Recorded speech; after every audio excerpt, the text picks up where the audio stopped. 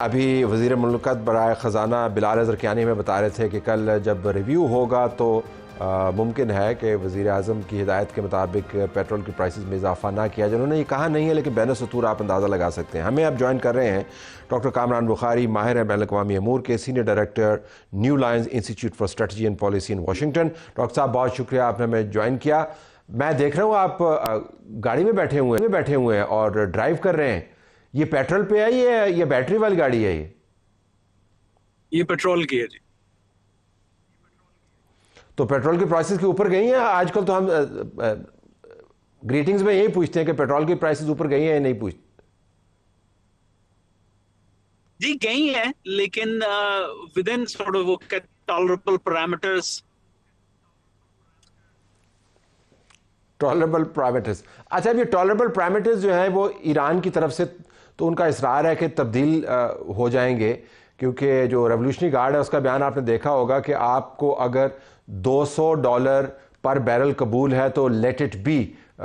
तो आपको लगता है कि जो ईरान की स्ट्रेटजी है अब उसके अंदर ताकत के इस्तेमाल से हटके ये जो स्क्वीज़ है बैनुल-अक़वामी मईशत की, उसके ऊपर उनकी तवज्जो ज़्यादा है?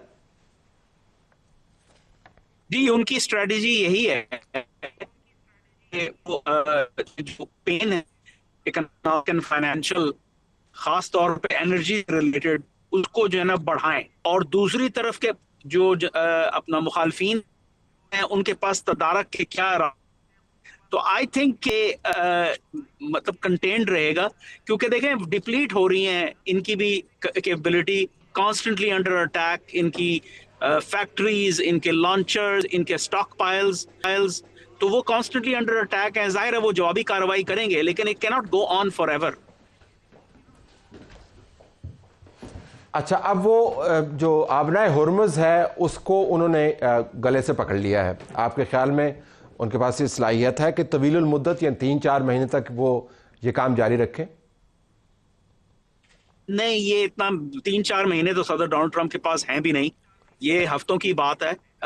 ये ज्यादा ज्यादा महीना खिंचेगा मेरे अंदाजे के मुताबिक। Again you know, all things being equal, लेकिन महीनों की बात नहीं हो सकती। देखें, ये अगर ये इसको बंद रखेंगे ना तो they risk incurring greater American air strikes, intensity ज्यादा होगी। अभी तक जो है वो अमेरिका ने वो जिसको हम कहते हैं हाथ हौला रखा हुआ है। क्यों? क्योंकि वो नहीं चाहते कि किसी भी अस्करी कार्रवाई के नतीजे में रेजीम जो है पूरी तरीके से कलैप्स हो जाए, क्योंकि उन्होंने किसी से डील बनानी है। लेकिन अगर उनको ये नजर आएगा कि ये डील पे आमादा नहीं हो रहे और जो पॉलिटिकल क्लॉक है प्रेसिडेंट की वो टिक हो रही है, तो then they gonna take off the gloves. तो टेक ऑफ द ग्लव्स करके क्या करेंगे? बेसिकली जो है वो फिर परवाह नहीं करेंगे कि कोई रेजीम बचती है या नहीं बचती। मतलब इस वक्त वो आईआरजीसी को डिग्रेड कर रहे हैं, लेकिन आईआरजीसी को खत्म नहीं करना चाह रहे, क्योंकि बात करनी है। सदर डोनाल्ड ट्रंप ने ये कई दफा अपने बयानात में भी कहा है कि भाई आप स्टैंड डाउन करें और आपसे फिर बात होगी।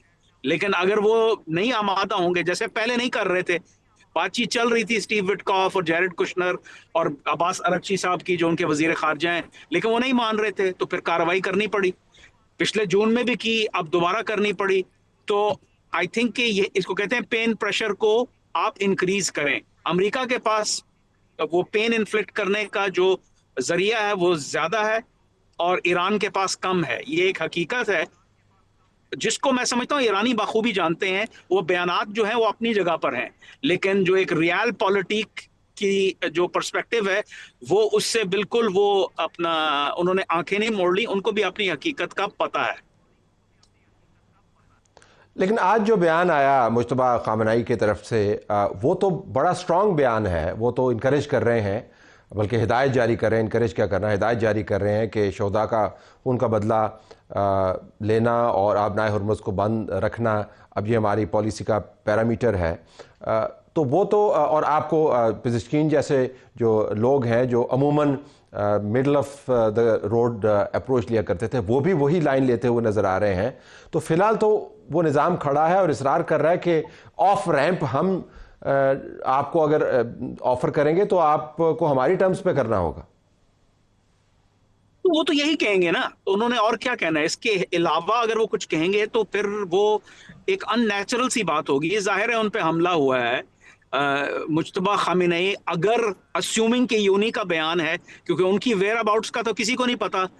मतलब ये रजीम ने खुद भी जो है लीक किया है कि हम भाई वो जख्मी हुए थे। अब कितने जख्मी हैं, कहाँ हैं, क्या हालत है, वो पब्लिकली तो सामने नहीं आए ना। तो मेरा अपना मानना है, बल्कि मैंने अभी ट्विटर के ऊपर एक जो है वो एक्स पे एक पोस्ट डाली है जिसमें मैंने यही कहा है कि I think it is quite possible कि जो गार्ड्स हैं, जो आईआरजीसी है, उन्होंने एक तरह से एक डिफैक्टो कू कर लिया है और हुकूमत जो है वो डे टू डे गवर्नेंस को डील कर रही है, लेकिन जो नेशनल सिक्योरिटी और मिलिट्री जो है ना डिसीजंस हैं वो उन्होंने अपने हाथ में ले लिए हैं। और खamenei के बिहाफ पे मोस्ट लाइकली वो लोग जो हैं अपना they are writing the scripts and what not, क्योंकि अगर वो मतलब वी नीड टू सी कि हाँ भाई वो कहाँ है, किस हालत में है, क्या वो मतलब खुद से बयान दे सकते हैं, अगर दे सकते हैं तो क्यों नहीं दिया। So these are all the things we need to figure out. लेकिन बसर एहतराम बिल्कुल ठीक है, लेकिन मुज्तबा खामेनेई साहब जो हैं वो तो रेवोल्यूशनरी गार्ड के ही कैंडिडेट थे, तो उनको हाईजैक करने की क्या जरूरत है? वो तो उन्हीं के कैंडिडेट। आई डोंट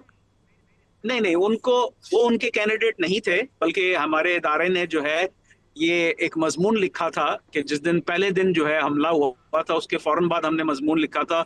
और हमारी जो इत्तला थी वो ये थी कि आयतुल्लाह खोमेनी के जो पोते हैं अली खोमेनी, वो फेवर्ड हैं। लेकिन ये है कि अब चूंकि जंग हो चुकी है तो वो कैलकुलस शायद डिस्टर्ब हो गया है, तो he was not necessarily the favoured. हाँ, कुछ लोग गार्ड्स के अंदर उनके होंगे। गार्ड्स को भी मोनोलिथ लेना बड़ा गलत होगा, उनके अंदर भी तरह तरह की आरा पाई जाती हैं।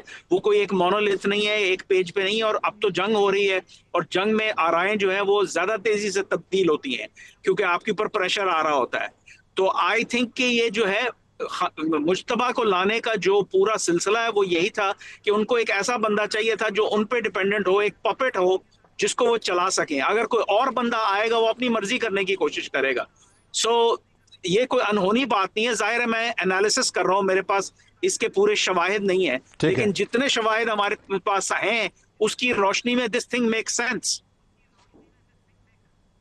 अच्छा, ये फरमाइएगा कि अब इस वक्त मैं एक रिपोर्ट देख रहा था कि 97% जो आबना हुर्मुज़ बंद हो गया है और जो भी मेजर ऑयल और गैस प्रोड्यूसिंग ममालिक हैं उनके इंफ्रास्ट्रक्चर पर शदीद ज़रब लगी है। हमने इराक़ के ऊपर हमला देखा, सलाला के अंदर हमने ओमान पर देखा, अगरचे ईरान उसको डिसोन कर रहा है।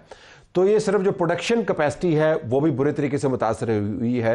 ईरान के पास अमेरिका को जवाब देने का कोई हो सकता मामला हो ना हो, लेकिन ये वो काम कर सकता है कि एनर्जी का इंफ्रास्ट्रक्चर जो है वो उसको यरगमाल बना सकता है।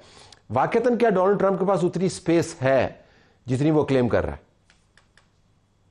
देखिए, इसमें बारीकी में जाने की जरूरत है। आज फाइनेंशियल टाइम्स की खबर है कि जो सऊदी अरब और यूएई के पास मुतबादल रास्ता है अपना ऑयल एक्सपोर्ट्स का, वो अपने यम्बू के पोर्ट जो कि रेड सी के ऊपर है, जो पाइपलाइन भी उनके पास है जो उधर से आती है ईस्टर्न प्रोविंस से, शर्किया से, तो उनको पर्शियन गल्फ से नेसेसरली ऑयल एक्सपोर्ट करने की जरूरत नहीं। हाँ, उनको थोड़ा बहुत जो है ना महंगा पड़ सकता है, नंबर्स में फर्क आ सकता है, लेकिन आज की फाइनेंशियल टाइम्स की खबर है कि वो over 5 million barrels per day उधर से जो है एक्सपोर्ट कर रहे हैं। इसी तरीके से फुजैरा के थ्रू यूएई जो है बाईपास कर रहा है हुर्मुज को।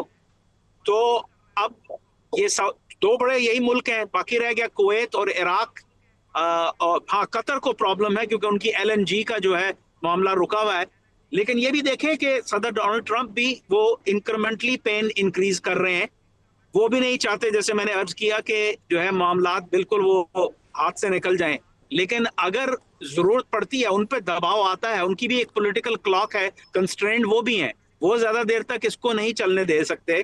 तो अगर तो वो नहीं डिग्रेड कर पा रहे शॉर्ट टर्म में उनकी रॉकेट मिसाइल और ड्रोन कैपेबिलिटी, तो then he could escalate it further. Iranians को ये पता है कि अमेरिका के पास ऑप्शंस हैं और वो नहीं कर रहा, लेकिन वो उनको भी अपनी लेवरेज बढ़ानी है, अमेरिका को भी बढ़ानी है।